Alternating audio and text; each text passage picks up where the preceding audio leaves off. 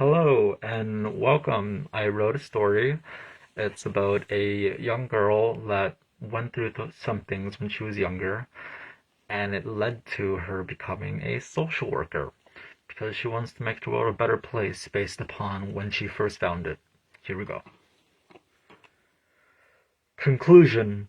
Individuals tend to form their futures with their own interests. I'll make three examples. I'll use myself as one of them. Example 1. Let's say there was a young girl who lived in the less fortunate areas of the city. Wherever this story character example holds its temporary story existence. This young girl was 11. Her name was Abby. She was from a reserve of Sandy Bay. Her baby brother Alex occupied the most of Abby's time during their early times and numerous occurrences of childhood. Abby didn't get to play much after school with her friends like most kids. Abby's mother Martha and their father Robert saw it out to be that it's one of the jobs of the eldest siblings to constantly watch over and tend towards the younger ones.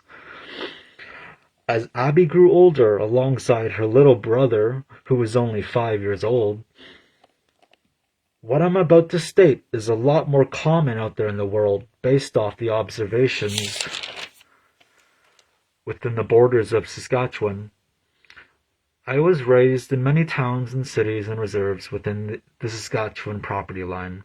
I can fairly and rightfully explain what some parts of the Saskatchewan districts truly are, and the nature of all of it. Surely it must be the same in all other provinces and territories, you would think not?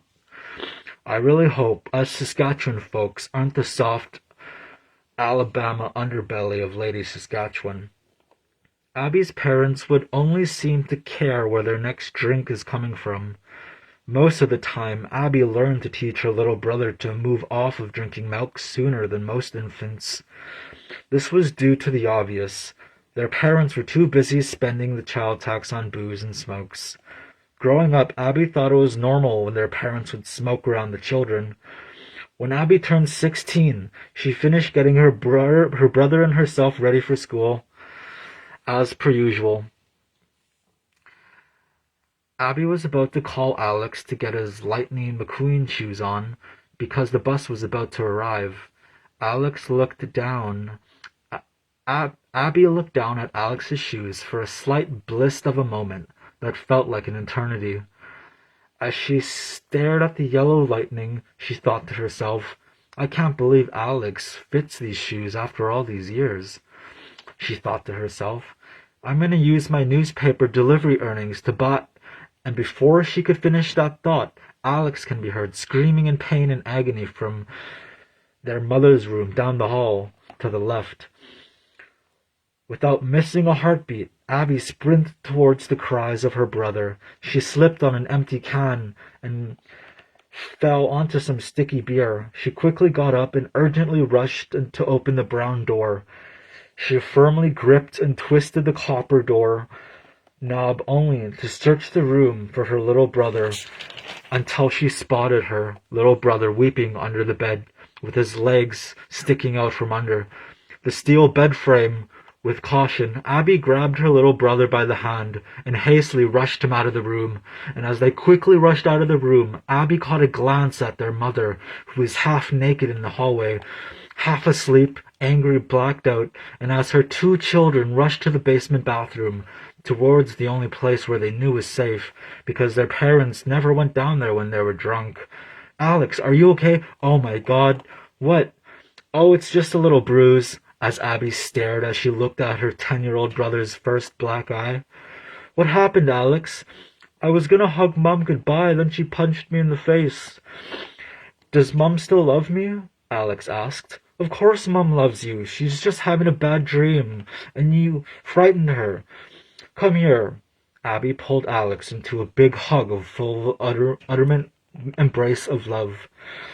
Any sibling known to man is possible of expressing such admiration.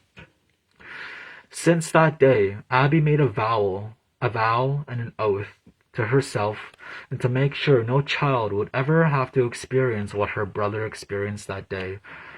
Abby later in life became a social worker who does home visits with family.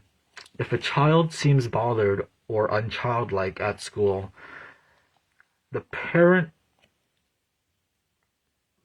would undergo a school visit with a social worker. Abby's mother served 1 year in prison for child abuse, while the father sobered up to properly raise them. While Abby looks back on that day of hardship, she's happy her family turned around, but it happened in the wrong way. Since then, her life's mission is to make sure every child is safe. Abby's what's it? Former Oh, Abby formed her life career based off what happened to her brother.